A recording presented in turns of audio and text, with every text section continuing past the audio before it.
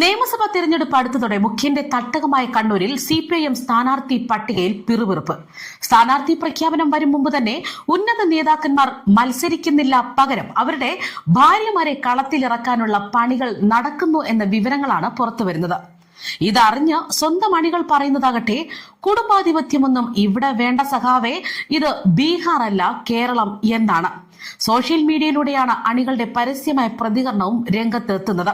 സംസ്ഥാന secretary M V ഗോവിന്ദന്റെ sitting സീറ്റായ തളിപ്പറമ്പിൽ ഭാര്യ ശ്യാമളയെ പരിഗണിക്കാനുള്ള ജില്ലാ സെക്രട്ടേറിയറ്റിന്റെ തീരുമാനമാണ് ഇപ്പോൾ കണ്ണൂരിൽ തന്നെ പതിവില്ലാത്ത വിധം കല്ലുകടിക്ക് കാരണമാകുന്നത്.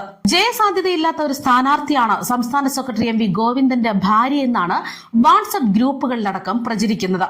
മാത്രമല്ല, പഴയ കേസുകളടക്കം കൂടി കുത്തിപ്പൊക്കുകയാണ് സൈബർ ലോകം.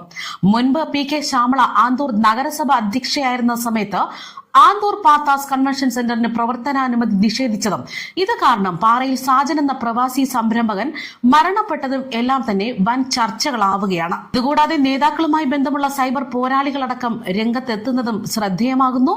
മുൻ നഗരസഭ അധ്യക്ഷയും മഹിളാ അസോസിയേഷൻ നേതാവുമായ ശ്യാമളയെ ഗോവിന്ദന്റെ ഭാര്യ എന്ന നിലയിൽ മാത്രം കണ്ടാണ് വിമർശിക്കുന്നുവെന്നും എതിർകക്ഷികൾ പറയുന്നു.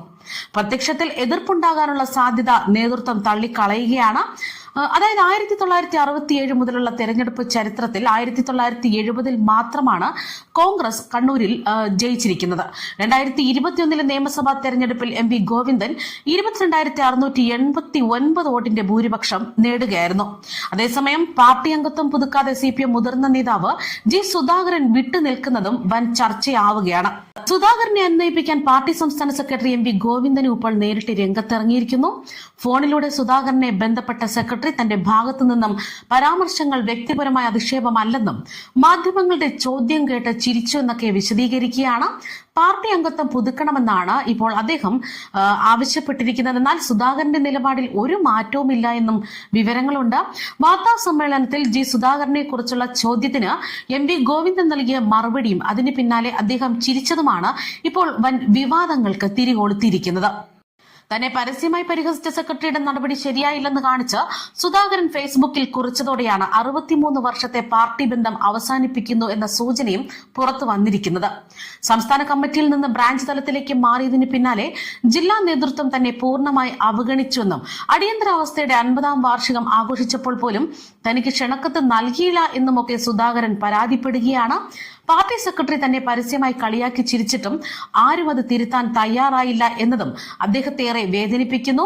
സിപിഎം ആലപ്പുഴ ജില്ലാ സെക്രട്ടറി ആർ നാസറും ഫോണിൽ വിളിച്ച് അനുനയത്തിന് ശ്രമിച്ചെങ്കിലും അംഗത്വ ഫോറം പൂരിപ്പിച്ച് നൽകിയില്ല എന്ന നിലപാടിൽ സുധാകരൻ ഉറച്ചു നിൽക്കുകയാണ്. നിയമസഭാ സീറ്റ് നിഷേധിച്ചത് മുതൽ പാർട്ടി നേതൃത്വവുമായി അകൽച്ചയിലായിരുന്നു സുധാകരൻ. ഇനിയുള്ള കാലം ആദർശങ്ങളിൽ ഉറച്ചു നിൽക്കുന്നു എന്നും ജനങ്ങൾക്കൊപ്പം നിൽക്കുമെന്നുമൊക്കെയാണ് സുധാകരൻ ഇപ്പോൾ വ്യക്തമാക്കിയിരിക്കുന്നത്. അതേസമയം സിപിഎം അംഗത്വം പുതുക്കില്ല എന്ന തീരുമാനത്തിൽ നിന്ന് വിട്ടുനിൽക്കില്ല എന്ന് തന്നെയാണ് സുധാകരനും പറയുന്നത്. നിലവിൽ പാർട്ടി സെക്രട്ടറി അനുനയിപ്പിക്കാൻ ശ്രമം നടത്തുന്നുവെങ്കിൽ പോലും സുധാകരൻ തന്റെ നിലപാടിൽ മാറ്റമില്ല എന്ന് തന്നെയാണ് അറിയിച്ചിരിക്കുന്നത്.